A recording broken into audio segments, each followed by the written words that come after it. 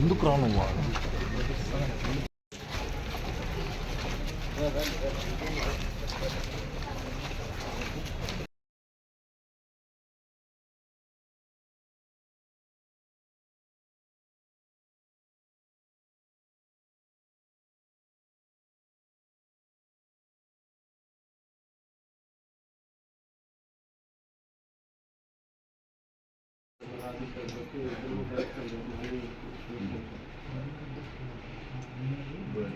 మా కుటుంబానికి జరిగింది.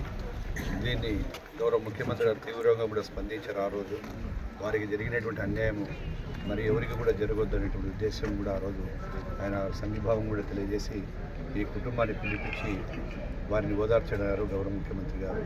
ఆ కుటుంబాన్ని ఆదుకోవాలనే ఉద్దేశంతో ఈరోజు మాకు ఆదేశాలు ఇవ్వడం, కలెక్టర్ గారు, నేను, స్థానిక ఎమ్మెల్యే గారు అందరం కూడా 10 లక్షల రూపాయల చెక్కును కూడా ఇవ్వడం జరిగింది. అదేవిధంగా ఇంకా భవిష్యత్తులో ఏదైనా వారికి సంబంధించినటువంటి అవసరాలు ఏదైనా ఉంటే స్థానిక శాసనసభ్యుడికి కూడా వారి అవసరాలు కానీ వారి ఇబ్బందులు ఏదైనా ఉంటే చేయమని కూడా చెప్పారు. దానితో పాటు తిరుమలలో కూడా అక్కడ ఒక ఇల్లు అడిగారు, తిరుపతిలో హౌస్ అక్కడే కట్టుకొని అక్కడే స్థిరపడతాం, మేము ఇక్కడ మనసు బాగలేదు ఉండడానికి అని అంటున్నారు. అది కూడా ఖచ్చితంగా చెప్పినటువంటి ముఖ్యమంత్రి గారు కంప్లీట్ చేస్తామని చెప్పి తెలియజేస్తామన్నారు. Thank you. మొన్న ఏదైతే దారుణం జరిగిందో ఆ దారుణం తర్వాత పెద్దలు రాష్ట్ర ముఖ్యమంత్రి గారు కుటుంబానికి పిలిపించి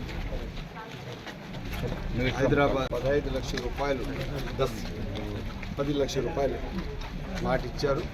ఇప్పుడు 10 లక్షల రూపాయలు చెక్కు తీసుకుని వచ్చి వాళ్ళ ఇంట్లో గౌరవం మన జిల్లా ఇన్ఛార్జ్ మంత్రి గారి చేతి మీద ఇవ్వడం జరిగింది.